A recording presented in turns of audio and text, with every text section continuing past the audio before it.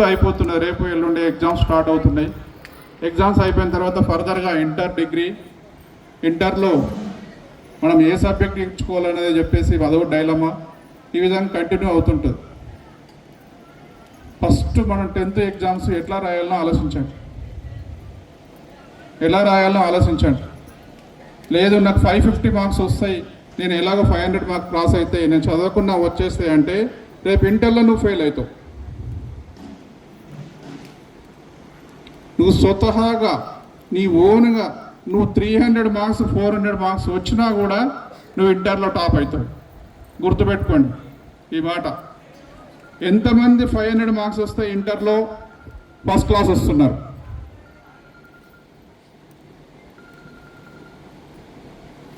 ఎంతమంది 10th 500 marks తెచ్చుకున్న తర్వాత ఇంటర్మీడియట్లో 500 అంటే 90% వస్తున్నదా? ఒక్కసారి అబ్జర్వ్ చేయండి. ఎందుకు వస్తలేదు? రీజన్ ఏంటి? మనం చదవకపోవడం. నువ్వు నీ స్వతహాగా నీకు వచ్చిన కాడికి నువ్వు రాస్తే అది గ్రేటు. ఎన్ని మార్క్స్ అన్నా రాని నీ మిస్టేక్స్ అన్నా నీకు తెలుస్తుంది. నువ్వు టీచర్ల మీద, పక్కోని మీద, వాని మీద నువ్వు డిపెండ్ అయ్యి ఎగ్జామ్ రాస్తే నీ లైఫ్ చెడిపోతుంది. మార్క్స్ వస్తాయి, 500 వస్తాయి, 550 మార్క్స్ వస్తాయి, కానీ నీకు నాలెడ్జ్ ఉండదు, సబ్జెక్టు తెలియదు, రేపు ఇంటర్లో ఏం చదవాలని కూడా నీకు ఐడియా ఉండదు, ఫండమెంటల్స్ కూడా తెలియవు. ఇప్పుడు పరిస్థితి ఎట్లుందంటే ఫెసిలిటీస్ అన్నీ ఎక్కువైనాయి, స్టూడెంట్ చదవడం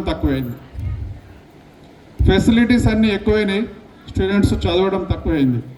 మేము చదువుకున్న రోజుల్లో ఇట్లాంటి ఫెసిలిటీస్ లేవు, ఇట్లాంటి మధ్యాహ్నం భోజనం లేదు, ఇట్లాంటి ప్రోగ్రామ్స్ కండక్ట్ చేయలేదు. మేము ఒక సైకిల్ మీద వేరే ఊరు నుంచి పక్క ఊరికి హై స్కూల్కి వెళ్తే మధ్యాహ్నం లంచ్ కూడా ఉండకపోయేది.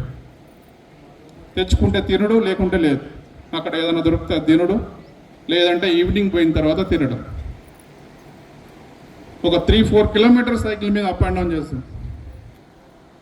అప్పుడు టీచర్స్ అంటే ఎంత గౌరవం ఉండేదంటే అక్కడ గేట్ కాడ నుంచి బస్సు దిగి వస్తుందంటే ఇక్కడ సిస్టమేటిక్ సిట్ రైట్ ఉండదు. అంత భయం ఉండేది, అంత గౌరవం ఉండేది. కానీ ఆ పరిస్థితి ఇప్పుడు లేదు. ఎందుకు అంటే టీచర్లు ఏమంటలేరు అని చెప్పేసి మనం లైట్ తీసుకుంటున్నావా? కొడతలేరు అని చెప్పి లైట్ తీసుకుంటున్నావా? మీకు ఇచ్చే ఫ్రీడమ్ వల్ల లైట్ తీసుకుంటున్నారా? కాదు కదా, అది కరెక్ట్ కాదు కదా. టీచర్స్ ఎప్పుడైనా మన కోసం, మన బాగు కోసం చెప్తారు. రేపు ఈరోజు ఉంటాడు, రేపు ఇంకో దగ్గరకు పోయి ఉద్యోగం చేస్తాడు. అతను మీకు బంధువు కాదు, చుట్టం కాదు. నా స్టూడెంట్ మంచి బాగుపడాలి, మంచి ఉద్యోగంలో స్థిరపడి మంచి జీవితంలో ఒక పై స్థాయికి ఎదగాలని చెప్పేసి ఆశతోటి ఉంటాడు తప్ప ఎప్పుడు కూడా టీచర్ మీరు నాశనం కావాలా, వీడు చెడిపోవాలని ఉండదు. అది గ్రహించుకోవాలి మనం. ఎగ్జాంపుల్ చెప్తాను. మీరు 10th క్లాస్లో ఎన్ని మార్క్స్ అన్నా రానియండి, మీరు స్వతహాగా రాయడం నేర్చుకోండి. మీరు చదివిన కాడికి రాయడం నేర్చుకోండి. ఎన్ని మార్క్స్ అన్నా రాండి, పాస్ చేస్తారు ఈజీగా. 300 సెకండ్ క్లాస్ వస్తావా, ఫస్ట్ క్లాస్ వస్తావా, ఏదన్నా రాండి. మీ ఇండిపెండెంట్గా రాయడం నేర్చుకోండి. రేపు ఇంటర్మీడియట్లో ఖచ్చితంగా సక్సెస్ అవుతారు. మేమే ఎగ్జాంపుల్ చెప్తాను చూడండి. నా లైఫ్లో నేను చెప్తాను. నేను 10th క్లాస్ వరకు లాస్ట్ స్టూడెంట్. చెప్తాను వినండి. 10th క్లాస్ వరకు లాస్ట్. ఇదే టైం పాస్ చేద్దాం, ఎంజాయ్ చేద్దాం, చదవకపోతుంటే సెకండ్ క్లాస్లో పాస్ అయినాం. 10th క్లాస్లో సెకండ్ క్లాస్లో పాస్ అయినాం. అది ఓన్గా రాయడం వల్ల. అట్లా అప్పుడు ఇలాంటి చాలా స్ట్రిక్ట్గా ఉంటుండే. ఎస్ఎస్సి బోర్డ్ ఎగ్జామ్స్ అంటే పక్కన చూడడం కూడా ఛాన్స్ ఉండకపోయేది, అంత స్ట్రిక్ట్ ఉంటుండే. సెకండ్ క్లాస్లో పాస్ అయిన తర్వాత ఇంటర్మీడియట్లో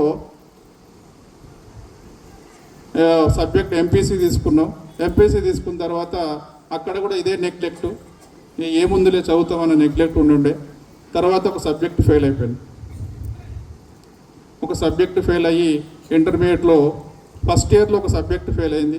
అప్పుడు మా ఫాదర్ వచ్చి ప్రిన్సిపల్కి చెప్పిండు, ఒకటే మా ఫాదర్ చదువుకోలేదు కానీ మనం చదివించాలనే ఉద్దేశంతో స్కూల్కి వచ్చి చదువుతలేడు సార్, బాగా ఆటలాడుతున్నాడని క్లియర్గా చెప్పేసరికి ప్రిన్సిపల్ నన్ను మా ఫాదర్ ముందే లాఠీతోని ఒక 4-5 దెబ్బలేసిండు.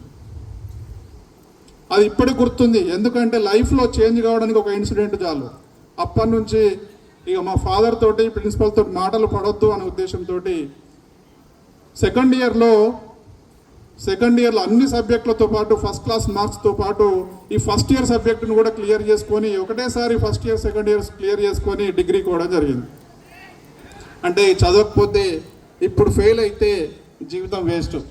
ఏదో వ్యవసాయం చేపిస్తారు, మళ్ళీ బర్రెల కాడికో ఎడ్ల కాడికో పంపిస్తారు, ఏదో ఒకటి ప్రైవేట్ జాబ్ చేసుకుంటూ చిన్న చిన్న పనులు చేసుకోవడం అదే నడుస్తుంటుందనే ఉద్దేశంతో జీవితంలో ఇక లాభం లేదు, మనం స్థిరపడకుంటే, మనం చదవకుంటే మనము పైకి ఎదగలేమనే ఉద్దేశంతో సెకండ్ ఇయర్ ఫస్ట్ ఇయర్ ఒకటేసారి కంప్లీట్ చేసుకొని డిగ్రీకి వెళ్ళడం జరిగింది.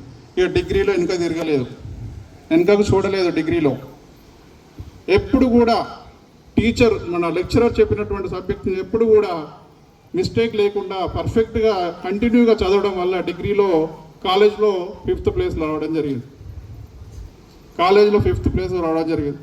అదేవిధంగా ఎంట్రన్స్ రాయడంతో పీజీ ఎంట్రన్స్ రాసినాం, తర్వాత బీఈడీ ఎంట్రన్స్ రాసినాం. ఎంట్రన్స్లో కూడా మంచి మార్క్స్ తోటి పీజీలో సీట్ రావడం జరిగింది, ఫ్రీ సీటు. అదేవిధంగా బీఈడీలో కూడా ఫ్రీ సీట్ రావడం జరిగింది. అక్కడ కూడా పీజీ కాలేజీలో టాపర్గా నేనే. ఎందుకంటే నేను నా గొప్ప అని చెప్పుకుంటలేను, చిన్న ఎగ్జాంపుల్ చెప్తున్నా. మనకు సబ్జెక్ట్ రాదు, మనకు చదువు రాదు అనే ఫీలింగ్లో ఉండొద్దు. మనకు చదువు రాదనే ఫీలింగ్, ఇప్పుడు నువ్వు చదవకపోవచ్చు, రేపు నేర్చుకుంటే నీకు వస్తుంది. నువ్వు ఫండమెంటల్స్ రాకపోవచ్చు, నువ్వు స్టార్ట్ చేస్తే ఇప్పుడు నువ్వు నేర్చుకోగలుగుతావు. నువ్వు ఏది అనుకుంటే అది సాధించగలుగుతావు. లక్ష్యం అనేది నువ్వు నిర్ణయించుకుంటే, నా జీవితం వేస్ట్గా నేను చదవకపోతే అనేది ఒక్కటి నిర్ణయించుకొని మీరు జీవితాన్ని, మీ టార్గెట్ని, మీ గోల్ని నిర్ణయించుకోండి. ఒక్కసారి మీ మైండ్ మీరే ప్రశ్నించుకోండి, మీరే క్వశ్చన్ చేసుకోండి. అసలు నా లైఫ్ ఏంది, నేను ఏం చేస్తున్నాను, ఇప్పుడు నేను చదవకపోతే పరిస్థితి ఏంది, నేను చదివితే ఏమవుతుంది, మంచి మార్క్స్ వస్తే ఏమవుతుంది, రాకపోతే ఏమవుతుంది. ఈ క్వశ్చన్ చేసుకోండి. రాకపోతే ఏమవుతుంది సార్, నీ లైఫ్ సైడ్ ట్రాక్ అయిపోతుంది, ఇంటికాడే పంపిస్తారు, ఇంటికాడ ఏదో ఒక పని చేసుకుంటూ ఉండాలి. తర్వాత పేరెంట్స్ కొన్ని రోజుల తర్వాత పెళ్లి చేస్తే అయిపోతుందని పెళ్లి చేసి ఒకళ్ళని అంటగడతారు. ఇక అట్లే కంటిన్యూ అయిపోతుంది, నీ చదువు అంతా సైడ్ ట్రాక్ అయిపోతుంది. చదువు ఎప్పుడైనా నువ్వు మంచిగా చదివితే, నువ్వు ఏదైనా